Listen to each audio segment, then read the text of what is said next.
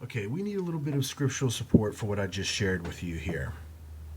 We're going to see it in the book of Isaiah, chapter 37, verses 31 and 32. And the remnant that is escaped of the house of Judah shall again take root downward and bear fruit upward. For out of Jerusalem shall go forth a remnant, and they that escape out of Mount Zion. The zeal of the Lord of hosts shall do this. All right, we see the description of two houses, two remnants at the time of the Assyrian invasion. We find out that Judah is disrupted slightly at this time, but again takes root downward within the southern kingdom. They don't go anywhere. So Judah is once again just two tribes. Judah and Benjamin, they make up the southern kingdom, the symbol of the lion. Now we find out that this is the northern kingdom. This is the other remnant. This is the kingdom that has been dispersed. For out of Jerusalem shall go forth a remnant, and they that escape out of Mount Zion. So this is going to be the northern kingdom. This is going to be the unicorn. Judah, the symbol for the lion, takes root again downward. The unicorn, the northern kingdom of Israel, is the one that is dispersed. Now, remember what Jacob does. Jacob blesses these two sons of Joseph. The two sons of Joseph have this Egyptian heritage. And once again, it's on their mother's side, which makes them more Egyptian than Israelite, if you get my drift. 2/3 compared to 1/3. The mother gives 2/3 more genetic material than the father does. This is going to be Ephraim and Manasseh. Remember, Jacob blesses them and says that Manasseh is going to become great, and then Ephraim is going to become greater.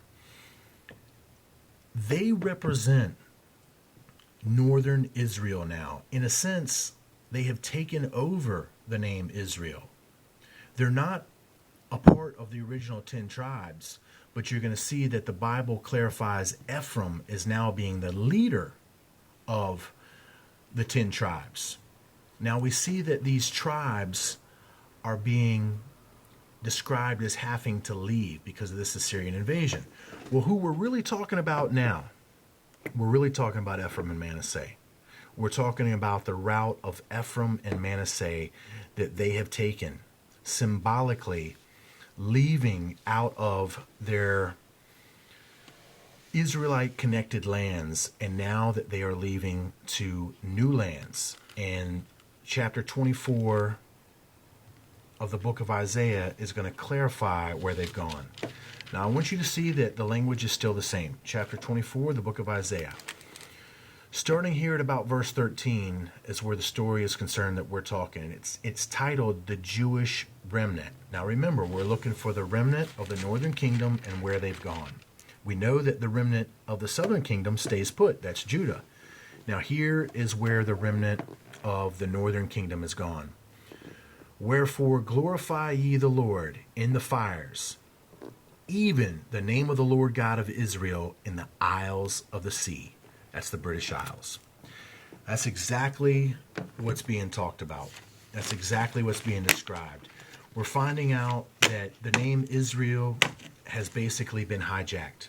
And it's been hijacked by these two descendants of this Egyptian royal dynasty, Ephraim and Manasseh. You're going to find out that the Bible clarifies, like I've said before, Ephraim is the leader of the northern kingdom of Israel.